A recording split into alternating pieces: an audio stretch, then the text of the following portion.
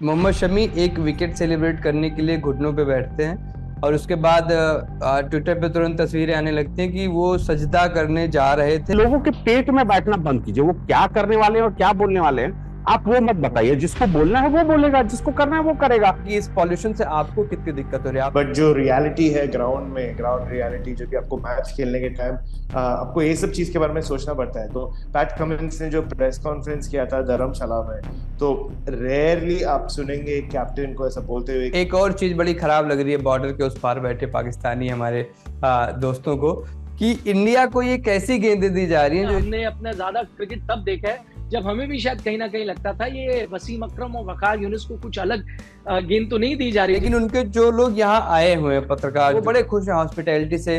किसी को यूपीआई बड़ी अच्छी लग रही तो किसी को हर बाइक में सेल्फ स्टार्ट का होना। देखिए वहां पर उसके पीछे दो कारण है। एक तो उनके लिए नायाब एक्सपीरियंस भी है, दूसरा ये कि वहां पर पाकिस्तान में काफी इंटरेस्ट होता है कि इंडिया में क्या हो रहा है। तो मैं ये देख रहा हूँ जो पाकिस्तानी पत्रकार आ रहे हैं वो डोसा और इडली जो साउथ इंडियन फूड है वो इतना एंजॉय कर रहे हैं। जिन भरत जहाँ से आते हैं मुंबई में, वहां का मिसल पाव उनके लिए बड़ा पॉपुलर हो चुका है। फिर संडे मार्केट हम चले गए इस्लामाबाद के फेमस पे, पूरा मार्केट जैसे उनको पता चला कि लालू जी आ गए हैं, सब दौड़ के उनकी तरफ आ गए। एक फोटोग्राफ भी है, लालू जी एक आलू अपने हाथ में लेकर कह रहे हैं और देखिए ये इस्लामाबाद का आलू है और मैं भारत से लालू हूँ। तो मुझे लगता है ये चार टीमें होंगी सेमीफाइनल में। इंडिया खेलेगी न्यूजीलैंड को मुंबई में वानखेड़े स्टेडियम में, और ऑस्ट्रेलिया खेलेगी दक्षिण अफ्रीका को कोलकाता के ईडन गार्डन्स में। पर मुझे लगता है मैं वो न्यूज रूम में हल्ला करता रहता हूँ, मुझे फीलिंग है कि शायद पाकिस्तान क्वालिफाई करेगा। शमी, सिराज, श्रेयस और मैं हूं सूरज। श्रीलंका को हराया है इंडिया ने। द क्रिकेट शो का अगला एपिसोड जिसमें मेरे साथ होते हैं संदीप जी, निखिल जी, राजदीप जी और भरत जी। स्वागत है आप सभी का। एक बार फिर से जुड़े हैं हम लोग और जिस तरीके से टीम इंडिया खेल रही है, बात करने के लिए इतनी सारी चीजें हैं, लेकिन उसके अलावा भी कुछ चीजें हैं जिन पर बात होगी इस शो में आज। और मैं पहले टीज कर दे रहा हूँ जिससे शो का जो शुरुआती देखने का टाइम होता है यूट्यूब पे वो थोड़ा बढ़ जाए। अफगानिस्तान पर बात करेंगे, तालिबान के आने से क्या बदलाव हुए उनके क्रिकेट में, इस पर बात करेंगे। पाकिस्तान के जो पत्रकार आ रहे हैं वो कितने खुश हैं इंडिया में तमाम तरह की नई नई चीजें देख के, जैसे कोई बच्चा पहली बार मेले में आया हो। इसके अलावा बात करेंगे हम उस गेंद पर जो इंडिया को अलग से दी जा रही है, जिसमें 40-40 डिग्री तक का स्विंग हो रहा है, ऐसा दावा है सीमा के उस पार। क्योंकि सीमा के उस पार दो तरह के लोग रहते हैं, एक जो भारत आते हैं तो खुश हो जाते हैं, दूसरे होते हैं जो ट्विटर पे या फिर फेसबुक पे लगातार लिखते हैं कि भारत एक ऐसा मुल्क है जिससे हमारी तरक्की देखी नहीं जाती। हालांकि वो तरक्की क्या है इस पर अभी भी वैज्ञानिकों में बहुत सारी मतभेद की स्थितियां हैं। लेकिन अब जो है इसको बंद करते हैं मोनोलॉग और शुरू करते हैं। सबसे पहले निखिल जी आपसे जानना चाहेंगे कि ये जो हमारी पेस तिकड़ी है, इतनी तारीफ हो रही है इनकी, ग्रेटेस्ट ऑफ ऑल टाइम, पता नहीं क्या क्या हो रहा है। ऐसा पेस अटैक हमने इंडिया में तो कतई नहीं देखा। लेकिन क्या इन्हें हम ये कह सकते हैं कि मौजूदा वक्त या पिछले 5-7 साल की बेस्ट पेस ट्रियो है ऑल ओवर द वर्ल्ड?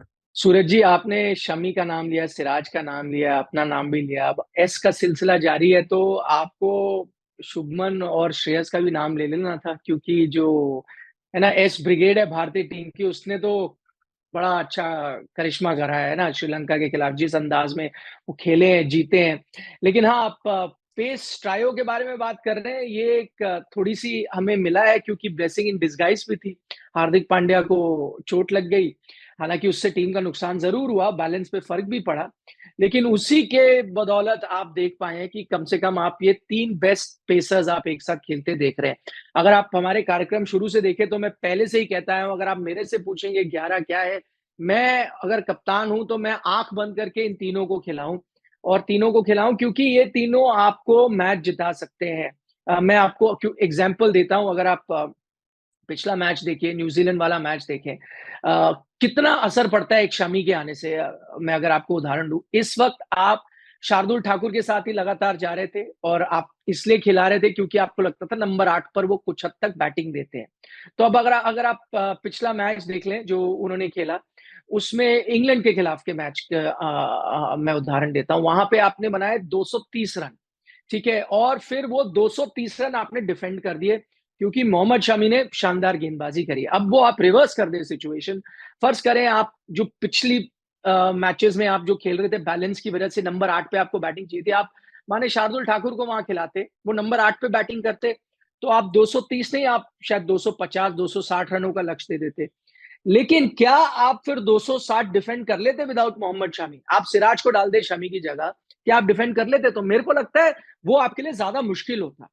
इसीलिए अगर आप उस मैच पे गौर करें, अगर भारतीय टीम उस मैच पे गौर करे और इस नजरिए से उसको देखे, तो आपको ये पता चल जाएगा कि जो बेनिफिट है, जो फायदे हैं 8 पे थोड़ी सी बैटिंग करवाने से, वो उन बेनिफिट्स या उन फायदों से कम है जो आप एक आउट एंड आउट बॉलर खिलाएंगे शमी के तौर पर। तो इसीलिए लगातार भारतीय टीम को खेलना चाहिए। अब जब हार्दिक पांड्या आएंगे तो पता नहीं क्या होता है, किस तरह से आप बैलेंस लेके आते हैं। हो सकता है आप तीनों को खिलाएं, हार्दिक को भी खिला दें, आप उस दिशा में जा सकते हैं। लेकिन जहां तक आपने बेस्ट बॉलिंग लाइनअप के बारे में बात की, वो तो मैं मानूंगा आपसे, क्योंकि मैं अगर आप हालिया कुछ समय में देखें या कुछ, और या उससे भी कुछ 10 साल पहले चले जाएं, तो आपके पास हमेशा इक्का दुक्का बहुत अच्छे गेंदबाज रहे हैं। ठीक है, आपके पास जहीर खान थे, वो आउटस्टैंडिंग थे। कुछ समय तक श्रीशांत का उनको सपोर्ट मिल गया, तो अच्छी गेंदबाजी देखने को मिली। फिर कभी श्रीशांत नहीं होते तो आशीष नेहरा आते थे, या कभी कोई इनमें से एक साथ खेलते भी थे। मुनाफ पटेल आए बीच में, है ना, आरपी सिंह एक समय पे आए, तो आते थे और मतलब कभी कोई फॉर्म में होता था, कभी दूसरा कोई फॉर्म में होता था, लेकिन अक्सर ऐसा होता था कि एक गेंदबाज आपका out and out leader of the pack होता था, वही ज्यादा डैमेज करता था, बाकी सपोर्टिंग रोल आपके करते थे। ये देखने को मिला था। फिलहाल स्थिति ये है कि इन तीनों में से आप ये नहीं कह सकते कि आज के दिन मैच विनर कौन होगा। अपने बलबूते पे तीनों गेंदबाज ये ऐसे हैं कि वो आपको मैच जिता सकते हैं, चाहे वो सिराज हो, चाहे शमी हो, या जसप्रीत बुमराह हो।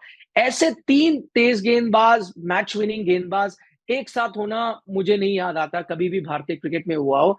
तो भारतीय क्रिकेट के इतिहास में one of the best bowling lineup है इस वक्त। और अगर आप इस वर्ल्ड कप पे देखें, तो क्योंकि हम इतना अच्छा प्रदर्शन कर रहे हैं और लोग कह रहे हैं भाई क्या है कारण, भारत इतना अच्छा कर रहा है। देखिए, बैटिंग तो अच्छी कर रही है, विराट कोहली, रोहित शर्मा सब रन बना रहे हैं। लेकिन अगर मैं आपको बोलूं इस वक्त आप तुलना करें बैटिंग की, तो अगर भारतीय बैटिंग अच्छी है, मैं आपको कहूं साउथ अफ्रीका की बैटिंग के साथ तुलना करें, आप कहें हाँ ये तो कांटे की टक्कर है। मैं अगर ऑस्ट्रेलियन बैटिंग भी ले आऊं, उनकी शुरुआत ढीली रही थी, लेकिन अब जो प्रदर्शन रहा है, मैं कहूं अब आप ऑस्ट्रेलियन बैटिंग देखें तो आप बोले हाँ ये भी कांटे की टक्कर है। आपकी कोई और राय हो सकती है, मेरी और।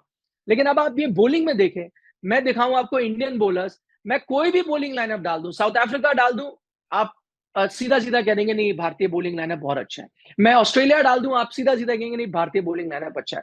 तो बॉलिंग में आप बाकी टीमों से इतनी आगे हो, बैटिंग में फिर भी कई बराबरी हो जाती है, बॉलिंग में आप इतनी आगे हो कि वही नतीजा है कि आप इस वक्त इतना शानदार खेल रहे हो, इसलिए बाकी टीमों से 2 कदम आगे नजर आ रहे हो पॉइंट्स टेबल पे। जी, 2 कदम आगे नजर आ रहे हैं। और संदीप जी से मैं जानना चाहूंगा, श्रेयस अय्यर ने बड़ी कमाल की इनिंग खेली, सारी बातें ठीक है, लेकिन उसके बाद मैंने प्रेस कॉन्फ्रेंस में उनका एक बयान सुना 1-1.25 मिनट का, वो मुझे थोड़ा सा एरोगेंट लगा, क्योंकि आप एक लीन पैच से गुजर रहे थे, एक तरह की गेंदों पर आप लगातार आउट हो रहे थे। ऐसा होगा तो पॉइंट आउट किए जाएंगे, क्योंकि जाहिर सी बात है, इतना बड़ा देश है, इतने सारे क्रिकेटर्स हैं, तो किसी खास को प्रिविलेज नहीं मिलेगा। लेकिन जिस तरीके से उन्होंने कहा कि आप लोग, स्पेशली उनका इशारा हम जैसे लोगों की तरफ था जो मैदान के इस पार कैमरे पे बैठे होते हैं, कि आप लोगों ने इशू बनाया और मेरा ऐसा कोई इशू है ही नहीं, मैं वानखेड़े में खेल के बड़ा हुआ, यहाँ पिच का बाउंस बड़ा अच्छा है। भाई वाका नहीं है वानखेड़े, ठीक है, आप जो ये कह रहे हो कि पिच बड़ा अच्छा है, मैं पूरे जीवन मैंने शॉर्ट गेंदें खेली है, मुझे कोई इशू नहीं शॉर्ट गेंदों में। तो ये इस बयान को आप कैसे देखते हैं? कल की मुझे लगता है कि श्रीलंका ने उनको टेस्ट किया ही नहीं, उनको सेट होने का मौका दिया गया। जिस तरीके से वो चौके छक्के उड़ा रहे थे, जो जिस तरीके की बॉलिंग पे वो लगातार आउट हो रहे थे 3-4 पारियों से, वैसी बॉलिंग उनको मिली नहीं। एक पारी आपकी अच्छी आई, और फिर जिस तरीके से ये चीजें और आसानी से भी कही जा सकती थी कि मतलब हाँ ठीक है थोड़ा इशू, लेकिन उन्होंने सिरे से नकार दिया कि इशू है ही नहीं, जो बाहर बैठे वो लोग बनाते हैं। क्या कहते हैं सूरज भाई? श्रेयस अपनी कमी जानते हैं, और देखिए कोई भी खिलाड़ी होता है ना कि अगर आज आप टॉपर हुए हो, अच्छा परफॉर्म करके एग्जाम से निकले हो, अब उसी दिन कोई बता दे कि भैया वो 4 नंबर वाला सवाल तुमने गलत अटेम्प्ट किया, तो थोड़ा सा वो प्रॉब्लमेटिक हो जाता है ना। पहले क्या था कि श्रेयस पूरी तरह से एक्सपोज हो जाते थे शॉर्ट बॉल पे, अब उन्होंने एक स्ट्रेटजी बनाई है कि मैं अटैक भी करूंगा। तो वही पॉइंट उन्होंने कल प्रेस कॉन्फ्रेंस में भी कही कि भाई ऐसा आपने ये भी तो देखना पड़ेगा कि मैं शॉर्ट बॉल पे कितने रन भी बना रहा हूं, सिर्फ मैं अगर आउट हो जा रहा हूं। तो अगर इस तरह से आप कहिएगा तो आप रोहित शर्मा को भी एडवाइस दे सकते हैं कि भाई साहब थोड़ा सा ना पुल हुक में थोड़ा ध्यान रखा करिए, आप आउट भी हो जाते हैं। तो वो है कि बैट्समैन है, अब वही है कि आपको लग सकता है, आप जब पढ़ते हैं कुछ स्टेटमेंट को तो ज्यादा एरोगेंट लगता है वो। सुना, मैं आपको हाँ। टोक रहा हूँ, मुझे पर्सनली बुरी लगी ये चीजें, मैंने सुना, 2 बार सुना मैंने। ठीक है, अगर आप, हो सकता है आपका अपना नोशन हो, अपना आपने जिस तरीके से हो, लेकिन श्रेयस ऐसा नहीं है कि बहुत एरोगेंट खिलाड़ी हैं, या फिर कभी इस तरह की खबरें उनके बारे में मीडिया में आई हो कि नहीं, वो उनको जो फीडबैक्स मिलते हैं उसको लेकर वो गंभीर नहीं है। अगर गंभीर नहीं होते तो शॉर्ट बॉल पे सुधार ही नहीं कर पाते। काफी सुधार किया उन्होंने, हालांकि वो अभी भी उनकी बहुत बड़ी कमी है, वो बार बार एक्सपोज उसी शॉर्ट बॉल गेंदबाजी पे हो जा रहे हैं। तो उम्मीद करते हैं आने वाले दिनों में और बेहतर हो जाएगा। और अभी यार टीम जीत रही है, थोड़ा तो यार जीत में एरोगेंस चलता है, चलने दीजिए ना। अब आप क्या मतलब कि हम्बल विनर, मतलब अब वो रहा नहीं ना टीम इंडिया। वो टीम इंडिया नहीं है कि जीत भी गए, काफी हम्बल है, थोड़ा तो दिखना चाहिए ना। अब इस हिसाब से देखा जाए तो मार्लिन सैमुअल्स वाला तो सारे प्रेस कॉन्फ्रेंस बहुत खराब प्रेस कॉन्फ्रेंस है वर्ल्ड चैंपियन बनने वाले। पर ऑल दो वो विनर था, तो आपको एक्सेप्ट करना पड़ता है कि ठीक है, आज आपका दिन है, आप अपना तय कर लीजिए कि कैसे बिहेव करना है। टीम इंडिया का ये जो कैंपेन चल रहा है, ये राजदीप जी आपसे जानना चाहूंगा कि किस वर्ल्ड कप कैंपेन की याद दिलाता है? जिस तरीके से डोमिनेट कर रही है टीम, बॉलिंग में, बैटिंग में, फील्डिंग में, हर मैच में ऑलमोस्ट एक नया बेस्ट फील्डर मिलता है हमको ड्रेसिंग रूम में। तो किस वर्ल्ड कप कैंपेन की याद आ रही है आपको ये कैंपेन देखकर? देखिए, दो टीमें हैं जिन्होंने इस तरह से डोमिनेट किया है वर्ल्ड कप। एक तो 1979 में जो वेस्ट इंडीज टीम थी, जो मुझे लगता है अपने पीक में उस समय थी और बड़े आसानी से वो वर्ल्ड कप जीती थी। विव रिचर्ड्स ने फाइनल में 100 बनाए थे, लेकिन पूरे टूर्नामेंट में वेस्ट इंडीज को कोई टक्कर ही नहीं दे पाया। और दूसरा आप देखेंगे, जब ऑस्ट्रेलिया 2007 में वेस्ट इंडीज में जीती थी, तब रिकी पॉन्टिंग की टीम मुझे लगता है अपने पीक, अपनी चोटी पर थी और उन्होंने सारी टीमों को बड़ी आसानी से हराया। भारत की आज की टीम जिस तरह से 7 मैचेस लगातार जीतना कोई आसान बात नहीं है। वनडे क्रिकेट में हर दिन उसी लेवल पर परफॉर्म करना आसान नहीं है। तो मैं समझता हूं कि ये टीम ने वो करके अभी तक तो दिखाया है, जो एक जमाने में वेस्ट इंडीज करती थी और दूसरे जमाने में ऑस्ट्रेलिया करती थी। लेकिन ये जानिए, ये दोनों टीमें वर्ल्ड कप जीती हैं, हम अभी तक वर्ल्ड कप जीते नहीं है। मैं बार बार, लोग, मेरे एक दोस्त ने ट्विटर पर लिखा, our team is better than West Indies of 70s। मैंने कहा देखिए, वेस्ट इंडीज 2 बार टूर्नामेंट जीती, 1 बार फाइनल में हारी। जब तक ये टीम नहीं जीतती तब तक हम इस टीम की तुलना किसी से ना करें तो बेहतर है। वैसे ही मैं किसी एक जनरेशन की टीम दूसरे जनरेशन से कंपेयर करना थोड़ा समझता हूँ गलत है, क्योंकि गेम बदल गई है। लेकिन इसके बावजूद जब तक हम ये टूर्नामेंट नहीं जीतते तब तक हमें सावधानी बरतनी चाहिए कि ये बहुत बड़ा परफॉर्मेंस है अभी तक इंडियन टीम का। लेकिन अगर हम इस टीम को बाकी टीमों के साथ तुलना करना चाहें, जो आपके सवाल में कही है, तो हम तभी कर सकते हैं जब हम ये टूर्नामेंट जीतेंगे। अभी भी 4 मैच बाकी हैं, 2 ग्रुप के, एक सेमीफाइनल और फाइनल। और खासकर की सेमीफाइनल, मैं हमेशा समझता हूं ऐसे बड़े टूर्नामेंट में सेमीफाइनल बहुत बड़ा होता है, क्योंकि उस सेमीफाइनल में प्रेशर बहुत आता है। फाइनल तक आप जब पहुंच गए तो दोनों टीमों पर उतना ही प्रेशर होता है, लेकिन सेमीफाइनल खास करके इंडियन टीम के लिए एक बहुत बड़ा चैलेंज होगा। आपको ध्यान होगा 1987 में हमारी बड़ी अच्छी टीम थी और वो टीम वानखेड़े स्टेडियम पर इंग्लैंड के सामने हारी थी। ग्राहम बूच ने 100 बनाए थे उस मैच में, और उससे बढ़िया बहुत कम भारतीय टीम रही है। मैं समझता हूँ 83 के मुकाबले 87 की टीम बेटर थी, लेकिन वो हार हार गई थी सेमीफाइनल। तो हमें बहुत थोड़ी थोड़ी सी अभी भी सावधानी बरतनी पड़ेगी। ये कहना कि हम किस टीम से बेहतर है, ये वो मैं नहीं कहूंगा, लेकिन अभी तक तो परफॉर्मेंस जो रहा है आलीशान रहा है, खास करके हमारे फास्ट बॉलर्स का। जी, बात डोमिनेशन की हो और ऑस्ट्रेलिया का जिक्र ना आए, ऐसा हो नहीं सकता है। भरत, आपसे समझना चाहूंगा, ऑस्ट्रेलिया को बहुत करीब से फॉलो कर रहे हैं आप, आपको क्या लग रहा है कि 2007, 2003 या फिर 99 इतने सारे, इतनी बार चैंपियन हुई ऑस्ट्रेलियन टीम, लेकिन उनका कौन सा कैंपेन था जो काफी हद तक इस हमारे कैंपेन से मिल रहा हो? 2007 is the closest जो आता है ये कैंपेन से, बिकॉज रिसेंटली मैं एक पॉडकास्ट करता हूँ, चीप प्लग कर रहा हूँ मिचेल जॉनसन के साथ, उनके लाइफ के बारे में। तो हम रिसेंटली 2007 वर्ल्ड कप के बारे में बात कर रहे थे। जिस स्क्वाड में वो थे उनको एक मैच भी नहीं मिला था, क्योंकि नेथन ब्रैकन और ग्लेन मैग्रा और शॉन टेट इतने सारे विकेट ले रहे थे। लेकिन आप वो स्टैट्स देख लीजिए, वो बैटिंग और बॉलिंग का। आई थिंक उनका जो लोएस्ट बैटिंग एवरेज था किसी का, वो आई थिंक 40s में किसी का था। सभी 2007 का बात है ये, जब सबका स्ट्राइक रेट 130 से ज्यादा था, सबका एवरेज 70 से ज्यादा था। तो और बॉलिंग में आप देख लेंगे तो ग्लेन मैग्रा, ब्रैकन, टेट, ये सब विकेट 15 या 16 के एवरेज के कम से ले रहे थे। और जैसे राजदीप भाई बोल रहे थे, एक मैच था शायद श्रीलंका के साथ जहाँ पे ऑस्ट्रेलिया ने 360 बनाया था और श्रीलंका का एक सॉर्ट ऑफ ओपनिंग पार्टनरशिप बन रहा था, but that's the closest any team came to उनको सिर्फ थ्रेटन भी करना। तो ऐसा कैंपेन आई डोंट थिंक कोई भी टीम का रहा है 50 ओवर वर्ल्ड कप क्रिकेट में। एंड इंडिया का अभी तक तो it's gone on par, but लेकिन आपको ये भी भूलना नहीं चाहिए कि वो फॉर्मेट अलग था। तो फर्स्ट राउंड में जैसे साउथ अफ्रीका उनके ग्रुप में थे और फिर स्कॉटलैंड और नेदरलैंड्स, मैं ऑस्ट्रेलिया का बात कर रहा हूँ, यहाँ पे थोड़ा वो अलग है, which is why like at this stage semifinal के बारे में बोलना इट्स वेरी डिफिकल्ट बिकॉज और 2 मैच बाकी है। यस, इंडिया क्वालिफाई हो चुका है and I guess depending on the result between India and South Africa जो नेक्स्ट मैच है, आपको पता चल जाएगा कि नंबर 1 कौन फिनिश कर रहा है।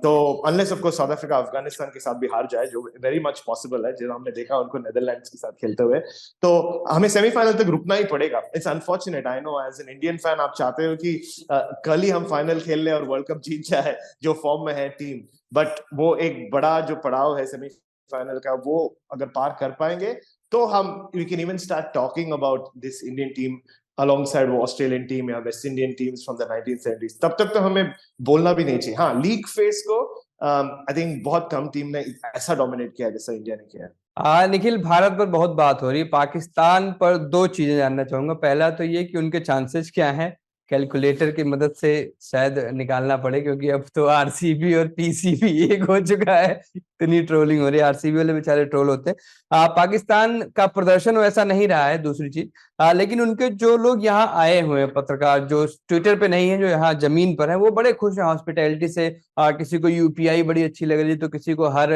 बाइक में सेल्फ स्टार्ट का होना, तो किसी को इतनी पावरफुल बाइक से, रॉयल एनफील्ड जैसी बाइक्स का इतना आम तौर पे घूमना। तो कुल मिला जुला के ये जो 2 कॉन्ट्रास्ट चीजें, एक तरफ उनका खराब प्रदर्शन, दूसरी तरफ हॉस्पिटैलिटी से खुश उनके पत्रकार, क्या कुछ ऐड करना चाहेंगे इसमें? देखिए, आप सही कह रहे हैं। मैं भी कुछ वो वीडियोस देख रहा था जो पाकिस्तानी पत्रकार के हैं। आजकल आपको पता है व्लॉगिंग का जमाना है, तो मैंने कई ऐसे व्लॉग्स देखे।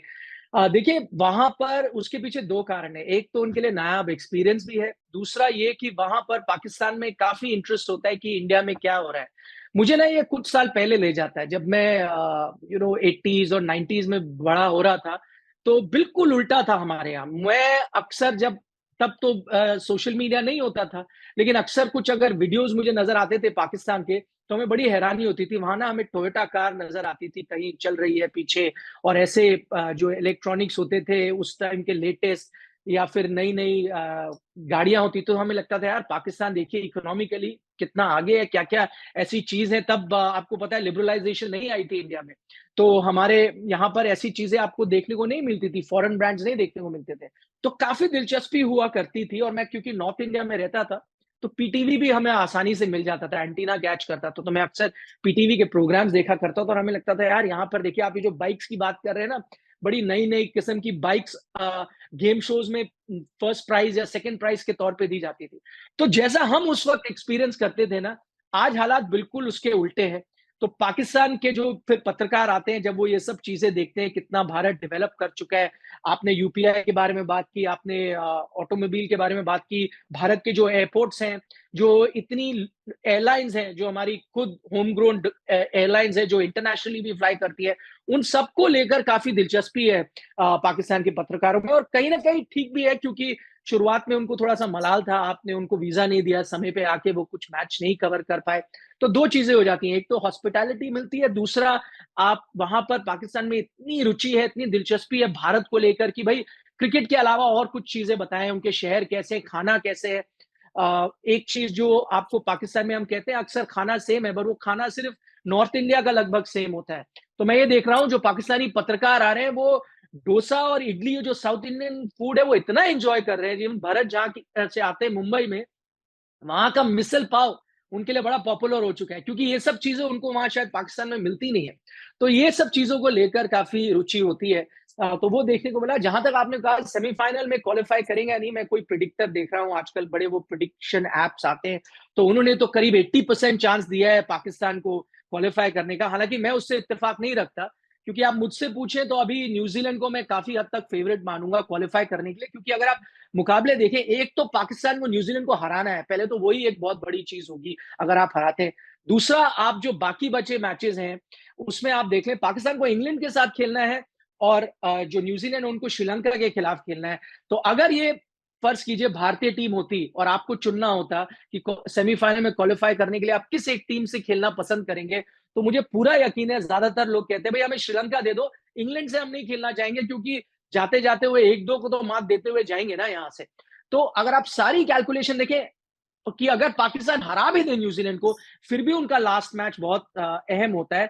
उसमें भी अगर आप देखें, अगर बराबर भी होते हैं पॉइंट्स पे, अगर कुछ उस तरह से होता है, तो जो आप इस वक्त नेट रन रेट देखें, न्यूजीलैंड के नेट रन रेट को झटका जरूर लगा, लेकिन अभी भी काफी आगे है पाकिस्तान से।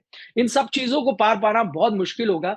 तो मुझे पता है पाकिस्तान में थोड़ी उम्मीद जगी है, मिरेकल का होप कर रहे हैं, लेकिन बहुत मतलब 92 में जिस तरह से हमने देखा था वो क्वालिफाई करके जो मेरिकल से कम नहीं था। एक गेम बारिश हो गई, फिर वो डकवर्थ लुइस उस समय आ गया, हालांकि वो डकवर्थ लुइस नहीं था, दूसरा सिस्टम था। वो सब चीजें अगर फिर से हो तो शायद क्वालिफाई कर सकते हैं, वरना मुझे लगता है न्यूजीलैंड के चांसेस ज्यादा है। अफगानिस्तान को भी आप मत भूलिएगा, उनके आखिरी 2 मैच कुछ हद तक आप देखें तो ईजी है। अभी नेदरलैंड से खेल रहे हैं, तो वो भी मतलब इस वक्त 12 अंकों पे पहुंच सकते हैं, तो टीम बनी हुई है वहां पर उस दौड़ में।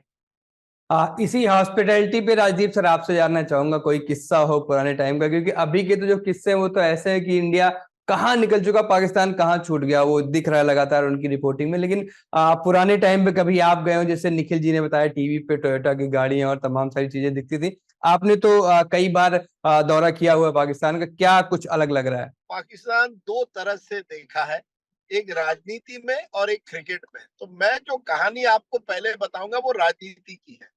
अ, ऐसा है कि मुझे लगता है 2001 या 2 की बात है। हम एक हमारे जितने नेता हैं उनका एक डेलीगेशन पाकिस्तान गया था, पत्रकार भी उनके साथ गए थे। उस डेलीगेशन में लालू प्रसाद थे, और आप जानिए लालू प्रसाद बहुत बड़े हिट हो गए पाकिस्तान में। और यहाँ तक कि लाहौर का जो अनारकली बाजार है वो जिस दिन बंद था, मुझे लगता है फ्राइडे का दिन होगा शायद, उस जुमे के दिन भी वो खुल गया, क्योंकि उनको पता चला कि लालू प्रसाद वहां आ रहे हैं। और सभी दुकानदारों ने कहा कि लालू जी आप हमारे दुकान आइए, हम आपसे एक भी पैसा नहीं लेंगे। तो चप्पल से लेकर साड़ी सब तैयार थे लालू जी से कुछ ना कुछ लेने के लिए, लालू जी को कुछ ना कुछ देने के लिए।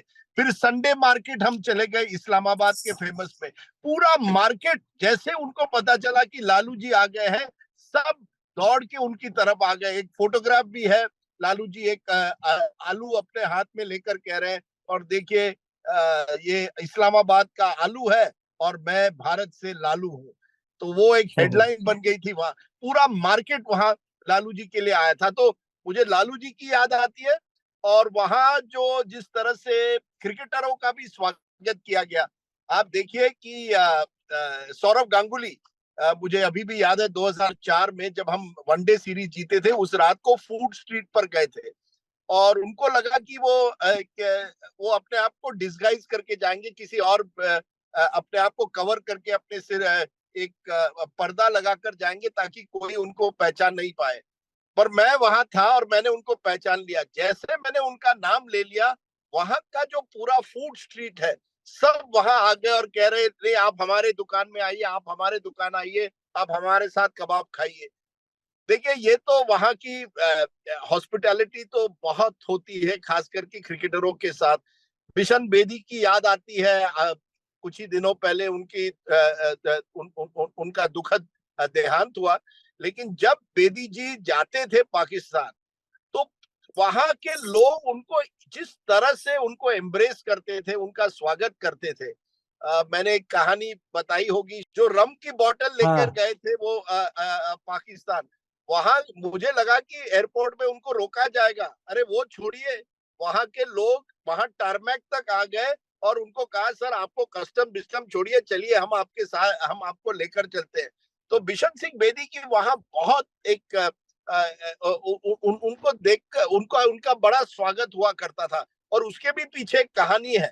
78 में जब बेदी जी वहां गए, कई सालों बाद जब भारत की टीम पाकिस्तान गई, तो वहां एक ब्लड डोनेशन, एक लड़की के नाम पर ब्लड डोनेशन हो रहा था, उसे खून की जरूरत थी। तो बेदी जी ने ये देखा अखबार में और वो गए और उन्होंने खून दिया। उस दिन के बाद बेदी पाकिस्तान के एक तरह से सबसे लोकप्रिय क्रिकेटर बन गए। तो ये तो हमने देखा है उस तरफ, और हमारे यहाँ भी हमने बहुत हॉस्पिटैलिटी की है।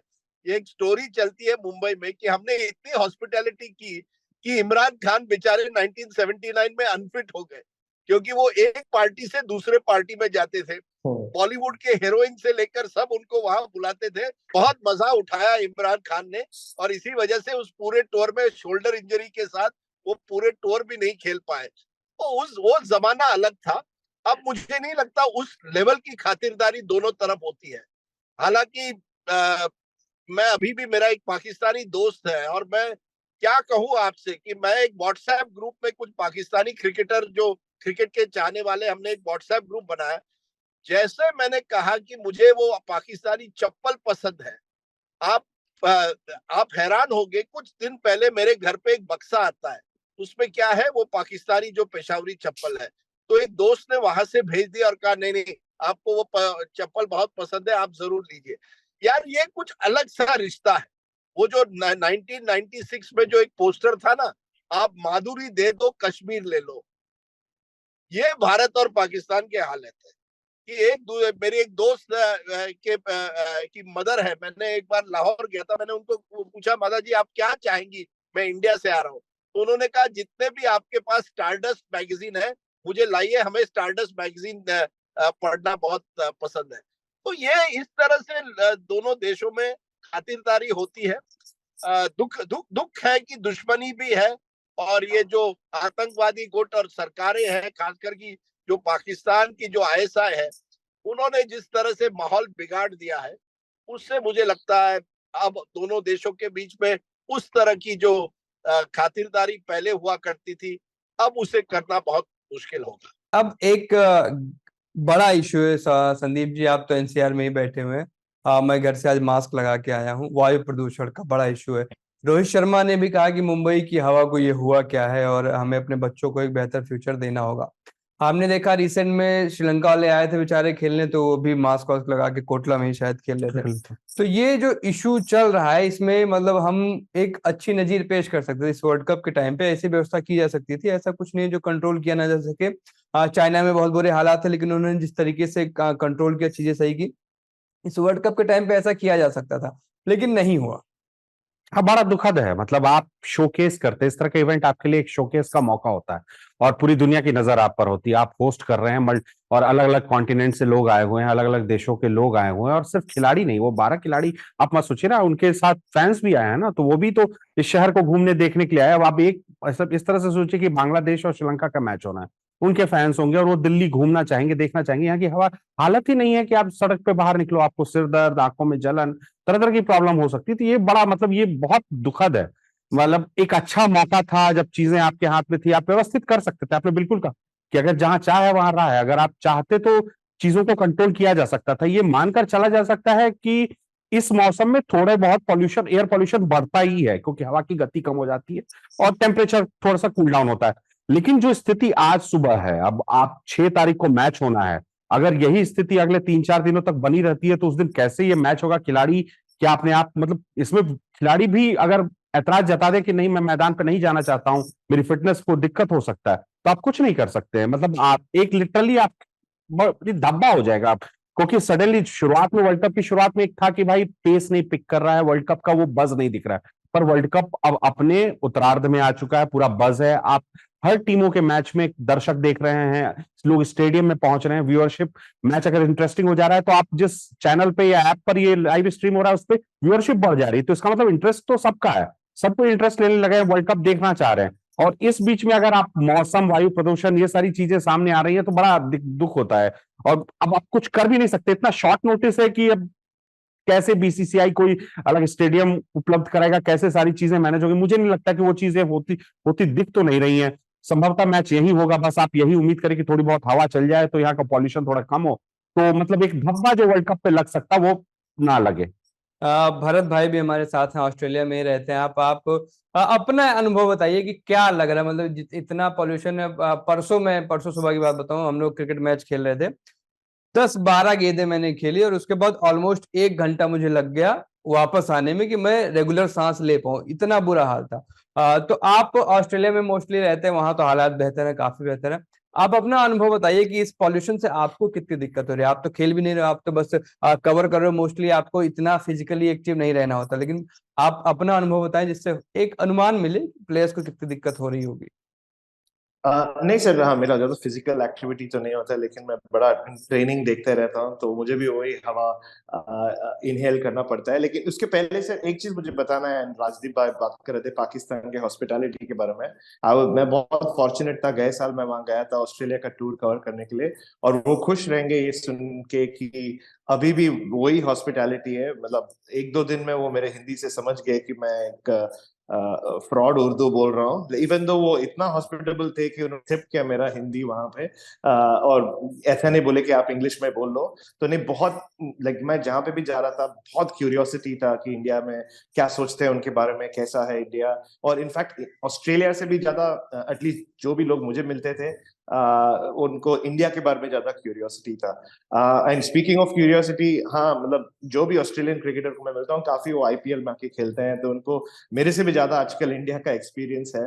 बट वो भी काफी क्यूरियस होते हैं कि क्यों यहाँ का हवा इतना खराब है, जैसे दिल्ली में है और हम बॉम्बे जा रहे हैं यहाँ से। अभी तो मैं अहमदाबाद में बैठा हूँ, तो बॉम्बे में भी मैंने सुना कि बहुत खराब हो गया है। तो मतलब मैं उनको साइंटिफिक एक्सप्लेनेशन देता हूँ, लेकिन वो नहीं समझ पाते कि क्यों कोई कुछ कर नहीं पाता है इसके बारे में। हमेशा आप पॉपुलेशन वाला एक्सक्यूज तो नहीं दे सकते हैं। और मुझे याद है जब मैं अर्लियर इन द ईयर आया था टेस्ट सीरीज के लिए, तो दिल्ली टेस्ट के बाद एक छोटा सा ब्रेक था इंदौर टेस्ट के पहले, और सभी ऑस्ट्रेलियन क्रिकेटर यही बोल रहे थे कि उनका थ्रोट खराब हो गया था या वो ब्रीदिंग डिफिकल्टी हो रहा था। और हम सबको भी हुआ, हम भी लाइक मैं काफी डिसअपॉइंटेड था खुद से कि एक तो पाकिस्तान में मेरा पेट खराब हो गया, और दूसरा यहाँ के मुझे वो हवा के वजह से मेरा थ्रोट खराब हो गया, तो मैं थोड़ा वीक हो गया हूँ अभी एडलेड हिल्स के एयर ब्रीथ करके। लेकिन नहीं सर, ये तो बड़ा एक एम्बैरेसिंग लगता है कभी कभी मुझे, बोलना नहीं चाहिए ऐसा, कि जब वो लोग कंप्लेन करते हैं हवा के बारे में। लाइक ठीक है, बाकी सब चीज को like India has the best hotels in world cricket, India has the best hospitality in world cricket, but जो रियलिटी है ग्राउंड में, ग्राउंड रियलिटी, जब भी आपको मैच खेलने के टाइम आपको ये सब चीज के बारे में सोचना पड़ता है। तो पैट कमिंस ने जो प्रेस कॉन्फ्रेंस किया था धर्मशाला में, तो रेयरली आप सुनेंगे कैप्टन को ऐसा बोलते हुए कि हाँ we are happy to be in clean air. But उन्होंने ये बताया था, धर्मशाला तो ऑब्वियसली अलग लेवल का प्योर होता है air compare to Delhi, but हाँ अभी भी लाइक एक ड्रेड सॉर्ट ऑफ हो गया है कि अरे दिल्ली में जाके खेलना है। या अभी I think may be Bombay के बारे में भी यही होगा, जब हम जाएंगे बॉम्बे काफी इंग्लिश क्रिकेटर्स और जर्नलिस्ट भी इसके बारे में कंप्लेन कर रहे थे। तो आई डोंट नो हम क्या कर सकते हैं, मैं साइंटिस्ट तो नहीं हूँ, लेकिन कुछ ना कुछ तो करना पड़ेगा। बिकॉज आप बराबर बोल रहे हैं कि लाइक हो सकता है कि टीम्स शायद बोले कि हम नहीं खेल सकते वर्ल्ड कप में, तो मुझे पता नहीं ऐसा होगा कि नहीं, बट बायलैटरल हो गया, श्रीलंका चलो खेल लिया, लाइक अगर इंग्लैंड या ऑस्ट्रेलिया टीम आ गए तो। एंड इनफैक्ट मैं ये भी बोल सकता हूँ कि दिल्ली टेस्ट के बारे में ये बहुत बात चला था कि अगर हवा बहुत खराब हो गया तो क्या आप बोलेंगे कि हम फील्डिंग नहीं कर सकते, क्या ये संभावना है? मैच लकीली बहुत जल्दी खत्म हो गया तो इस तक आया नहीं, बट हाँ कुछ तो होना ही चाहिए सर, क्योंकि मेरे ऑस्ट्रेलियन फेलो जो जर्नलिस्ट है, इंग्लिश जर्नलिस्ट है, तो जिस तरीके से बात करते हैं हवा के बारे में वो थोड़ा खराब तो लगता है। निखिल, एक और चीज बड़ी खराब लग रही है बॉर्डर के उस पार बैठे पाकिस्तानी हमारे दोस्तों को, कि इंडिया को ये कैसी गेंदें दी जा रही हैं जो इतना ज्यादा स्विंग हो रही है, जो है दिल्ली में गिरती है तो चंडीगढ़ पहुंच जाती है। क्या लग रहा है, गेंदें बदल दी जा रही हैं? सही में ऐसा कुछ हो रहा है? देखिए, मुझे पता है आप किस तरफ इशारा कर रहे हैं। जो पाकिस्तान के पूर्व खिलाड़ी हैं हसन रजा, मेरे ख्याल से उन्होंने ये कहा है, और मैंने वो वीडियो देखा। देखिए, मतलब अगर आप टेक्निकलिटी पे जाएं तो हाँ, अलग अलग गेंदें अलग अलग परफॉर्म जरूर करती है, लेकिन ये बहुत बचकाना किस्म का एक एक्सक्यूज था कि भारत को अलग गेंदें दी जा रही हैं, इसीलिए भारतीय जो गेंदबाज है उनकी गेंद बाकी गेंदबाजों की तुलना में ज्यादा स्विंग कर रही है। मैं तो इसको कॉम्प्लीमेंट के तौर पर लूंगा भाई, अगर, क्योंकि वही फिर बात हो जाती है ना, हमने अपना ज्यादा क्रिकेट तब देखा है जब हमें भी शायद कहीं ना कहीं लगता था ये वसीम अकरम और वकार यूनिस को कुछ अलग गेंद तो नहीं दी जा रही जिस तरह से वो करते हैं। अब वो सरहद के उस पार से ये कहा जा रहा है कि भाई भारतीय गेंदबाजों को अलग गेंद दी जाती है, तो इसको आप कॉम्प्लीमेंट के तौर पे लें, और उस तरह की कुछ गेंदबाजी भी हो रही है। मैं बस ये कहूंगा कि जो मुझे वो हसन का याद आता है, आई थिंक उनका एक वर्ल्ड रिकॉर्ड था, शायद 14 साल में वो खेले थे अंतरराष्ट्रीय क्रिकेट, वर्ल्ड रिकॉर्ड हुआ था। तो मुझे अभी भी लग रहा है वो थोड़े टाइम बॉम्ब में फंस गए हैं, शायद अभी भी उनकी उम्र 14 साल ही है, क्योंकि उस तरह का उन्होंने कुछ विश्लेषण किया था वो टेलीविजन चैनल पर। तो वो लेकर मुझे थोड़ी हैरानी हुई है। अलग अलग तरह की हम चीजें जरूर सुनते हैं, भारतीय एक्सपर्ट्स, पाकिस्तानी एक्सपर्ट्स से, लेकिन ये तो मतलब एक नया स्टैंडर्ड उन्होंने सेट किया ये चीज देकर। एक मैं पोल्यूशन के बारे में एक चीज ये कहना चाहूंगा कि देखिए, मैं कोई एक्सपर्ट नहीं हूं, बट एज अ इंडियन, और ये भरत ने भी कहा, बड़ा एम्बैरेसिंग सा तो लगता है। देखिए, बाकी खिलाड़ी ऐसा कहते हैं जब आते हैं, क्योंकि हम अपने देश के बारे में हर चीज उस पर गर्व महसूस करते हैं, फक्र करते हैं। तो अगर कोई बाहर से आके ये कहता है कि भाई पोल्यूशन का मुद्दा है, तो इसे देखना चाहिए। मैं बस एज अ सिटीजन बोलूंगा, नॉट एज एन एक्सपर्ट, कि एक इसको अगर आपको सुधारना है ना, तो भारत की तरह मेरे पास भी कोई टेक्निकलिटी नहीं है, लेकिन एक चीज चेंज होनी बहुत जरूरी है जो मैं देखता हूं। हम, ठीक है, माना सारे वीआईपी, सारे बड़े लोग, सारे पत्रकार सब दिल्ली में रहते हैं, आप इसको दिल्ली वाला पोल्यूशन के तौर पर जब तक इस प्रॉब्लम को देखेंगे ना, इसका कोई हल नहीं आएगा। प्रॉब्लम यह है कि पूरा नॉर्थ इंडिया इस वक्त सेम हालात है। मैं यूपी में रहता हूं, मैं नोएडा में रहता हूं, मेरे कई दोस्त हैं फरीदाबाद में रहते हैं, या फिर आगे जाके भिवानी में, जो हरियाणा में आता है, बहुत चीज।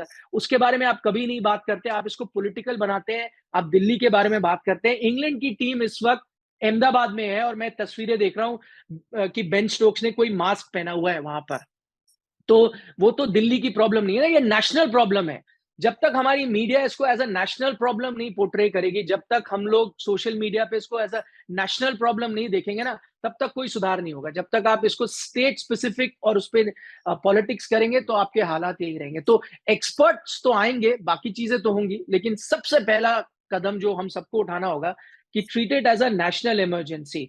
हमारे यहाँ तो ऐसा हालत हो गया है, मैंने उस दिन देखा 60 AQI पे बैंकॉक में इमरजेंसी हो जाती है, स्कूल बंद हो जाते हैं। हमारे यहाँ तो मतलब 300 हमें ठीक ही लगता है। हमारे मतलब ऐसे हालात हो गए हैं कि 600 पे हम डरते हैं, जब 100-200 हो गया तो हम खुश होते हैं, आज बड़ा अच्छा दिन है, जो नहीं है। ये देश के हालात कल मुझे ट्विटर पे दिखे, गंभीर दिखे कि मोहम्मद शमी एक विकेट सेलिब्रेट करने के लिए घुटनों पे बैठते हैं, और उसके बाद ट्विटर पे तुरंत तस्वीरें आने लगती हैं कि वो सजदा करने जा रहे थे, लेकिन एकाएक कुछ सोच कर रुक गए। संदीप जी, क्या इंडियन क्रिकेट टीम में ये हालात है कि कोई खिलाड़ी अपने धार्मिक, जो उसकी पहचान है, जो धार्मिक चीजें, उनके हिसाब से चल नहीं सकता? क्या ये टीम के अंदर ये हालात आ गए? बिल्कुल नहीं, बिल्कुल नहीं। और बहुत ये वही है ना कि आप अच्छा कहा खेल रहे हो, चीजें बहुत अच्छी हैं, मतलब जब ये शोकेस इवेंट, आपको समझना पड़ेगा ना। आप ट्विटर पे जाके, सोशल मीडिया पे जाके गंद फैला रहे हो, ये गंद फैलाना है, कुछ नहीं है। आप सब चीज में धर्म खोज के लेकर आ रहे हो। अगर मैं एक पल के लिए बोलता हूँ, अगर वो सजदा करते भी तो उसमें गलत क्या है? अगर वो आप आप खुश होते हो तो एक बार बोलते हैं ना, थैंक यू गॉड। आप एक कि आपका ईश्वर कुछ भी हो सकता है ना, भगवान है, अल्लाह है, कुछ भी हो सकता है। आप बोलते हो ना कि इस प्रदर्शन में आपका भी एक हिस्सा है, थैंक यू। अगर वो सजदा कर भी रहे थे तो उसमें गलत क्या है? और मान लीजिए अगर नहीं, अब आप मतलब ना लोगों के पेट में बैठना बंद कीजिए। वो क्या करने वाले हैं और क्या बोलने वाले हैं, आप वो मत बताइए। जिसको बोलना है वो बोलेगा, जिसको करना है वो करेगा। वो बैठे किस कारण से बैठे, उनका सेलिब्रेशन के कारण कुछ भी हो सकता है। आप कैसे इसको आगे प्रिएम्प्ट कर रहे हो कि बॉस ये वो करना चाहता था, सडनली उनको स्ट्राइक किया कि बॉस भारत में ऐसा नहीं चलेगा? ऐसा बिल्कुल नहीं है। हम यही है कि हमने एक ऐसे खिलाड़ी को आप ऐसे वक्त पर ऐसे घटिया विवाद में घसीट रहे हो, जो अब भी आपकी तारीख में सबसे बेस्ट परफॉर्मर है। 3 मैच में 14 विकेट। आप सोच नहीं सकते हैं पिछले 3 मैच में शमी ने वो कर दिखाया है जिसके लिए आप कई सालों से तरस रहे थे, और आप फिर वही सजदा कर रहे थे, ये कर रहे थे, वो कर रहे थे।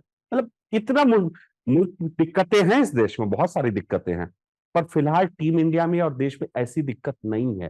तो ये बिना मतलब कि विवाद खोजना और खिलाड़ियों का, ये बहुत ऐसा डिबेट है, इसमें हम भी नहीं पढ़ना चाहते, हम खेल पे फोकस रखना चाहते हैं। पर आप डिबेट को उसी तरफ ले जा रहे हो जिसपे चर्चा नहीं होनी चाहिए, और बहुत दुख होता है ये सब देख के, पढ़ के बहुत दुख होता है। हाँ भरत, ऑस्ट्रेलिया में भी ऐसा कुछ होता है क्या कि कभी उस्मान ख्वाजा के साथ ऐसा कुछ हो, या फिर बाकी जो प्लेयर्स हैं, कि ये यही भारत की अपनी समस्या है वायु प्रदूषण की तरह? नहीं सर, ये थिंक सोशल मीडिया का इश्यू है। आप कुछ भी बोल देते हैं लोग। हम सबके साथ हुआ है। आप अगर थोड़ा भी आपके फॉलोअर हो गए, मुझे याद है जब मैं world test championship final cover कर रहा था, तो मैंने एज अ प्रोफेशनल अंपायर मैंने बताया था कि कैम ग्रीन का कैच क्यों क्लीन था। और फिर तो सोशल मीडिया में लोग तो ये बोल रहे थे कि मुझे गोली मार देना चाहिए, मुझे लाइफ इम्प्रिजनमेंट कर देना चाहिए। और ये भी चल रहा था कि भरत को कभी इंडिया में वापस अंदर आने मत दीजिए।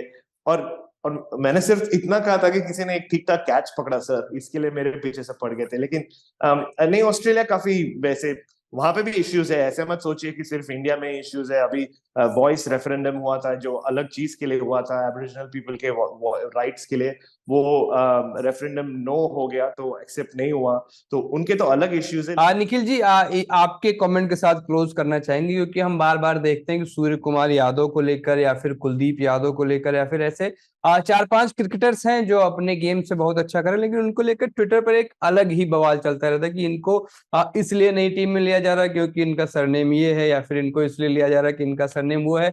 आप तकरीबन 20-1 साल से क्रिकेट को कवर कर रहे हैं, क्या सच में ऐसा लगता है कि सिस्टम के अंदर इस तरीके की चीजें देखी जाती हैं? क्योंकि ग्राउंड पे तो भाई बल्ला मैच जिताएगा या गेंद जिताएगी, सरनेम से तो मैच जीते नहीं जाते। देखिए सूरज, मैंने ना और ये शायद अच्छी बात है, क्रिकेट सिर्फ इंटरनेशनल नहीं डोमेस्टिक लेवल पे भी किया है। आपको पता है कि जहां तक टीम का सिलेक्शन है या जो चीजें होती हैं इंटरनेशनल लेवल पर, तो कुछ इस तरह का घपला या धांधली हो ही नहीं सकती, क्योंकि सारे जो नतीजे हैं वो आपके सामने होते हैं, कौन कैसा परफॉर्म कर रहा है आपको पता। और उस लेवल पे कभी और बीसीसीआई की ये अच्छी बात भी है, भारतीय क्रिकेट सिस्टम की ये अच्छी बात भी है कि कभी भी आपने किसी को उसकी जात या उसके धर्म उससे उस नजरिए से नहीं देखा है, आपने सिर्फ परफॉर्मेंस के नजरिए से देखा है। लेकिन मैं यही कह रहा हूँ, स्पोर्ट की अच्छी बात यह है कि आप अगर जूनियर लेवल पर भी, मैंने कई बार देखा और मैंने कई बार ऐसी कहानियां की हैं, स्टोरीज की हैं, जो मैंने एक्सपोज भी किया है कि किस तरह से सिलेक्शन गलत हो रही है। लेकिन उसमें अगर मैं सिल्वर लाइनिंग देखूंगा, थोड़ी पॉजिटिविटी देखूंगा, कि अक्सर जो ये कहानियां होती हैं उसमें सबसे बड़ा मुद्दा करप्शन को लेकर ही होता है, दोस्ती यारी को लेकर होता है। कोई किसी के, मतलब मैं जूनियर लेवल की बात कर रहा हूँ, डिस्ट्रिक्ट लेवल पे, कभी अंडर 15 अंडर 19 लेवल पे, जहां किसी ने अपने दोस्त के बेटे को खिला लिया, यानी नेपोटिज्म वहां पे कई बार होगी, रिश्तेदारी में खिला दिया, या ज्यादा से ज्यादा और किसी किस्म का करप्शन हो गया, पैसे ले लिए, गिफ्ट ले लिया, वो सब चीजें होती हैं। लेकिन इवन जूनियर लेवल पर कभी मैंने ऐसे नहीं देखा कि आज के दौर में मैं बात कर रहा हूँ, हाँ 50 साल 60 साल पहले कास्टिसिज्म अलग लेवल पर होती थी, शायद तब कुछ ऐसा देखा जाता होगा। पुरानी अगर आप कहानियां भी पढ़े तो भाई होता था कि कुछ तबके के लोग किसी और के साथ नहीं खेलते थे, वो बड़ी पुरानी कहानियां हो गई। फिलहाल मैं बात कर रहा हूँ कि आप इतने इवॉल्व जरूर हो चुके हो कि अब वो सब चीजें मैंने तो निजी तौर पर कहीं नहीं देखी भारत में, जहां आपके कास्ट, रिलीजन या कलर को लेकर किसी ने फैसला लिया हो कि इसको खिलाएंगे या नहीं खिलाएं। टीमें जब मैदान पर जाती हैं, एकजुट होकर जाती है, चयन जो होता है वो अक्सर खिलाड़ी के प्रदर्शन पर लेकर होता है। और भारत ने बड़ी अच्छी बात की, मुझे लगता है ये इक्का दुक्का बेवकूफ लोग हैं जो सोशल मीडिया पे करते हैं। बाय एंड लार्ज अगर आप ज्यादातर क्रिकेट फैन से आप चर्चा करें, वो ये चीजें कभी इसके बारे में जिक्र भी नहीं करते, और ये शायद उनके जहन में आती भी नहीं, कभी बातें भी नहीं होती। शमी के बारे में आपने बात की, देखिए ये मैंने क्योंकि पिछली बार ये शो में कहा भी था कि आप धर्म को या कास्ट को, ये सब चीजों को खेल से बाहर रखें, और मैं उसी पे पूरी तरह से कायम हूं। लेकिन एक डिस्टिंक्शन करनी जरूरी है। देखिए जो रिलीजन होता है ना, वो एक बड़ी पर्सनल चीज होती है, वो आपका पर्सनल चीज है, मेरी है। जब तक आप उसको पर्सनली अपने तक सीमित रखते हैं तब तक ठीक है। जब आप किसी को थोपने की कोशिश करते हैं, यानी कि एक चैंट्स आते हैं या क्राउड से आए या एकजुट करके आप या कुछ गाने बजाएं या कुछ ऐसा करें, एक माहौल बनाए, वो चीज को लेकर मैं कहता हूं धर्म को आप बाहर रखिए। लेकिन अगर आप एक बिलीवर हैं, आप किसी चीज में विश्वास रखते हैं, तो अगर आप उस टाइम गेंद डालते हैं या विकेट लेते हैं या जो भी करते हैं, तो आपका हक बनता है आप उस तरह से उसको सेलिब्रेट करें। भाई मैं ये बात कर रहा हूँ, लियोनेल मेसी फुटबॉल का उदाहरण लीजिए, वो क्रॉस बनाते हैं ना जब गोल करते हैं, वो उनकी जो रिलीजन है, वो उनकी भावनाएं हैं, वो उसके लिहाज से करते हैं। जब तक आप एक पर्सनल तौर पर आप विकेट लेते हैं, रन बनाते हैं, आप सेलिब्रेट करते हैं, अपने तक सीमित रखते हैं, तो मुझे लगता है ठीक है। जब एक माहौल बनाया जाता है किसी चीज को लेकर, वहां पर दिक्कत है, वो आई थिंक खेल से बाहर रहना चाहिए। हाँ बिल्कुल, हमने रिकार्डो काका को भी देखा है कि आई बिलोंग टू जीसस कई बार कहा उन्होंने। खेल में धर्म को मिलाया जाना बिल्कुल गलत है। चीजें हैं, ऐसी चीजें इस दिशा में जा रही हैं और ठीक है। ये जनता है, सब जानती है, सबको सब पता है क्या अच्छा है क्या बुरा है। और हमें ये पता है कि कोलकाता में साउथ अफ्रीका को हराना है, किसी भी तरह से हरा के खत्म करना है, जिससे भाई कम से कम ये हमारे दिमाग में क्लियर हो कि हम सेमीफाइनल मुंबई में कवर कर रहे हैं या फिर कोलकाता में कवर कर बड़ा रहे हैं? इंटरेस्टिंग रहेगा। जाते जाते ना हमारे भरत भाई भी हैं, निखिल भाई भी है, तो उसे पूछ लेते हैं कि आज की तारीख में हम उनका सेमीफाइनलिस्ट कौन कौन है, वो बता दें तो। हाँ, आप क्या लग रहा है टॉप 4 टीम्स कौन सी होंगी? एक तो पक्का हो गई इंडिया, बाकी 3। देखिए, इंडिया और साउथ अफ्रीका, लगभग मैं मानूंगा साउथ अफ्रीका भी क्वालिफाई कर जाएगा, अगर, क्योंकि आज हम रिकॉर्ड कर रहे हैं अफगानिस्तान नेदरलैंड्स का मैच है, अगर नेदरलैंड्स जीत जाता है तो साउथ अफ्रीका क्वालिफाई कर जाता है फिर सेमीफाइनल के लिए। अब नहीं भी होता तो आ, हमें लगता है जिस तरह से उनके मैचेस बचे हैं वो क्वालिफाई करेगा। तो मेरे 4 तो वही हैं जो इस वक्त टॉप 4 में हैं, और यही मैं लगातार कहता आया हूँ, यानी India, south Africa, Australia, New Zealand. New Zealand को कुछ झटके जरूर लगे हैं, लेकिन आप देखें वो जो तीनों मुकाबले हारे हैं, बड़े करीबी मुकाबले हारे हैं, पिछले मैच को छोड़ के। पहला झटका उनको, या मतलब एक तरफा जो वो मैच हारे हैं, वो लास्ट मैच था जो दक्षिण अफ्रीका से हारे। उसके अलावा तो जो 2 मैच थे वो कहीं भी जा सकते थे, ऑस्ट्रेलिया और भारत के खिलाफ। अब उनके काफी खिलाड़ी चोटग्रस्त हो गए हैं, तो शायद उसको लेकर परेशानी होगी, लेकिन फिर कुछ अच्छी खबरें भी आ रही है कि शायद कोई 1-2 खिलाड़ी वापस फिट हो जाएंगे, जो शायद अवेलेबल होंगे। तो मुझे लगता है ये 4 टीमें होंगी सेमीफाइनल में, और काफी हद तक ये मुमकिन है कि इंडिया खेलेगी न्यूजीलैंड को मुंबई में, वानखेड़े स्टेडियम में, और ऑस्ट्रेलिया खेलेगी दक्षिण अफ्रीका को कोलकाता के ईडन गार्डन्स में। संदीप जी, आप बताइए। मैं 3 टीमों से सहमत हूँ, ऑस्ट्रेलिया, इंडिया और साउथ अफ्रीका। पर मुझे लगता है, मैं वो न्यूज रूम में हल्ला करता रहता हूँ, मुझे फीलिंग है कि शायद पाकिस्तान क्वालिफाई करेगा। न्यूजीलैंड का कैंपेन थोड़ा डिरेल हो गया और गलत समय पे डिरेल हो गया। तो मुझे मतलब कि वो डिपेंड करता है वजह, ऑल्दो है कि अगर एक मामला है कि पाकिस्तान को सारे मैच जीतने हैं, उसके बावजूद न्यूजीलैंड के पास आखिरी मैच में चांस बचता है और श्रीलंका के खिलाफ मुकाबला है, तो वो रन रेट भी सुधार लेंगे, सब कुछ हो जाएगा। पर स्टिल मेरे को कहीं से फीलिंग आती है कि शायद पाकिस्तान की किस्मत में है और हम यानी कोलकाता जाएंगे, भारत हम बनाम कोलकाता पाकिस्तान। जाएंगे, और लेकिन अगर निखिल की बात सही निकली तो फिर मुझे लगता है ऑस्ट्रेलिया वाले जश्न मनाएंगे, क्योंकि फिर उनको मिलेगी सेमीफाइनल की चोकर, सेमीफाइनल और फाइनल की चोकर, और एक टीम इंडिया जिसका कैंपेन डिरेल होने की आशंका हम लोग पहले मैच से जता रहे हैं। तो इस एपिसोड में इतना ही। साउथ अफ्रीका के खिलाफ क्या कुछ होगा वो आपको पता चलेगा ही, और फिर सेमीफाइनल हमको कहाँ से कवर करना होगा वो भी क्लियर हो जाएगा। अभी के लिए इतना ही। लल्लन टॉप देखते रहिए और साथ ही साथ बताते चलिए यह हमारा ये नया प्रयोग द क्रिकेट शो आपको कैसा लग रहा है। मेरा नाम सूरज है। शुक्रिया।